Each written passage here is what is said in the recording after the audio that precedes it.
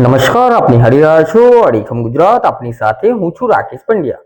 મહીસાગર જિલ્લામાં modified silencer લગાવીને ફરતા વાહન ચાલકો હવે પોલીસની રડાર પર છે.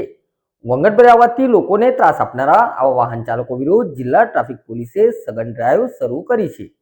મહીસાગર જિલ્લા પોલીસ અધિક્ષક સફીન હસન દ્વારા આ કાર્યવાહી હાથ ધરવાના આદેશ આપવામાં આવ્યા હતા.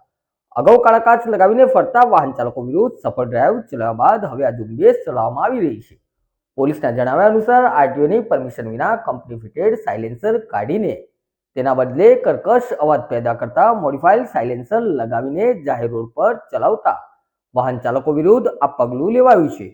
આવા ઘોંઘાટથી હોસ્પિટલોમાં સારવાર લઈ રહેલા દર્દીઓ તેમજ શાળા કોલેજના વિદ્યાર્થીઓના અભ્યાસમાં ખલેલ પહોંચી રહી હતી. એટલું જ નહીં, અસામાજિક તત્વો દ્વારા ધાક જમાવવા માટે પણ ઘણીવાર આનો ઉપયોગ થતો હતો. કેટલાક વાહનો નંબર પ્લેટ ન હોવા કે પછી સામેથી આવતા વાહન ચાલકોને અંજાવી એલઈડી લાઇટ લગાવી હોવાના કિસ્સાઓ પણ સામે આવ્યા હતા. આ સૂચનાના પગલે જિલ્લા ટ્રાફિક શાખાના પોલીસ ઇન્સ્પેક્ટર શક્તિસિંહ ઝાલાએ પોતાની ટીમ સાથે તાત્કાલિક કાર્યવાહી હાથ ધરી છે.